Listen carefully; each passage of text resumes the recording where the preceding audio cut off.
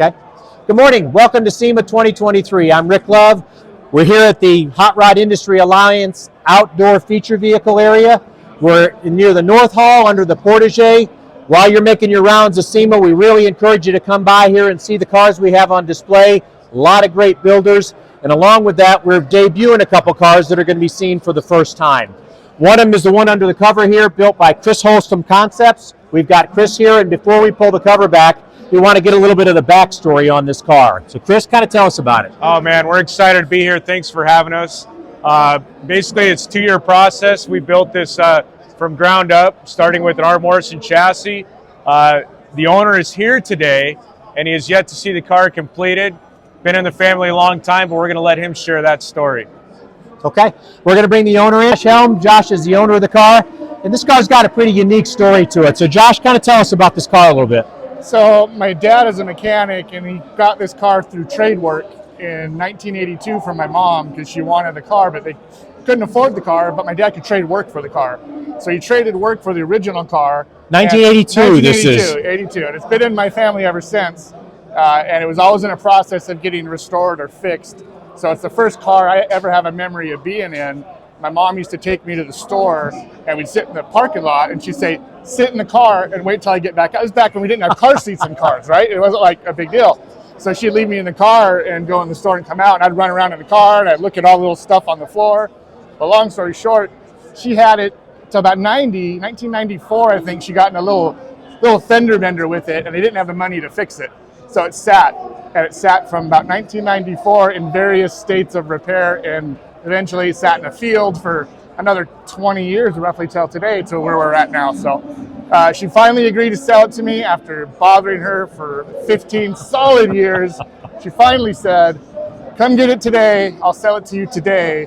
And to this day, because I've been saving money to buy this car, I've been putting money in an envelope. $5 here, $20 here, $100 here.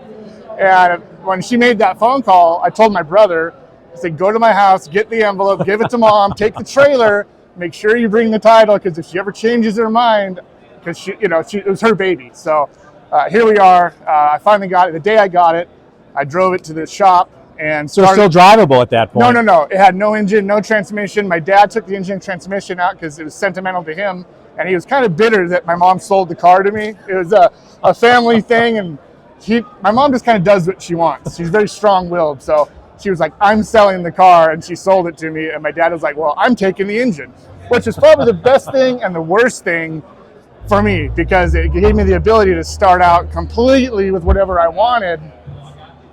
And here's Chris, and you can't put a terrible car or an average car around these components. So here we are today. It's been a very long process. I'm super excited.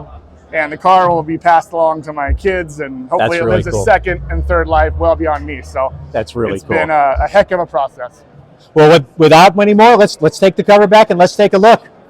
Right up front so you can see.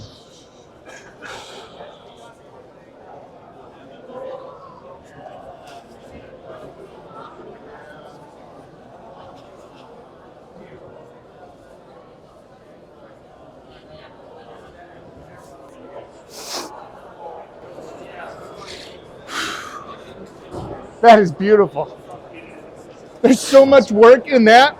Like, I remember you building that.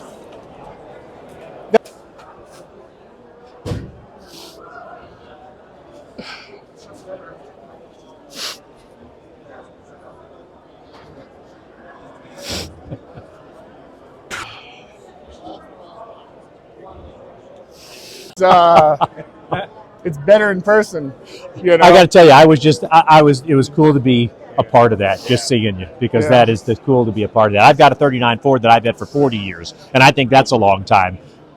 When you think about you grew up with this car, how cool that is. That's just awesome. You really made something. Yeah. Get to Chris, was there anything that you were, okay, I don't care about some of the things you do, but I want this or I want that. Was there anything that you really were strong on? Color, anything like that? No? I think the biggest thing for me was I didn't want something that didn't look like a Firebird. Like, I didn't want a bunch of craziness on it. I told Chris that, look, use your creative, he's the expert, right? So use your creative judgment on things. I think I was pretty particular about the engine cover. I wanted all those coil packs covered up because they're ugly. Yep. And I wanted that a flat firewall. Flat firewall because I like things clean and organized. And at front and valance, I wanted driving lights like the 69s have. You know, because I like that look. And I told Chris, I want a 69 valance on a 67 because I want the driving lights. There you go.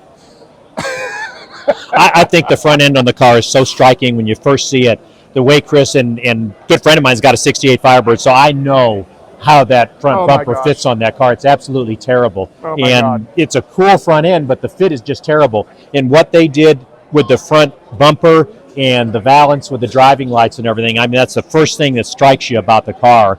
And then the filler panels and everything. I mean, it looks, he did such a good job, it looks OEM. Yeah, it does. And that's an ultimate compliment. When it looks like something OEM, you know you've done a great job on it. Yeah, I think all the details, attention to detail, right? All the details have happened. You know, I haven't had a chance to go nitpick and find the details you missed yet, but I'm sure I'll look for them. I probably won't find them, but I think the windshield area is another focal point on the car where, you know, flush fit glass has been done, and that's a great look on a lot of these old cars, but that's kind of a melding between flush fit at the bottom and then you've got the windshield trim on there.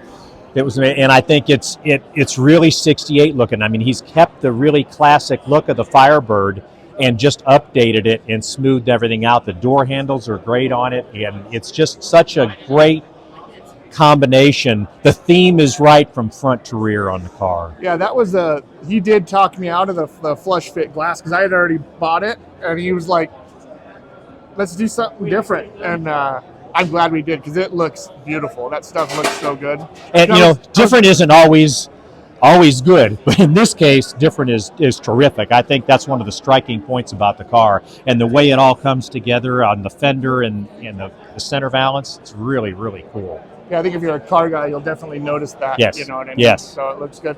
I can't say enough about the interior guys. The guys from Northwest Crafted really, I mean, it's amazing. Well, and they carried the blue color into the interior, all of that, and it's not overpowering though. It's like the rest of the car. It's just subtle, but it's right. Yeah. And I like the matching luggage too. That's really a cool touch. Yeah, that's a great touch. Yeah. No, those guys are fantastic. I mean, they went above them. And I kind of did the same thing with them as I did with Chris. I was like, you guys use your creative license to do what you think you need to do.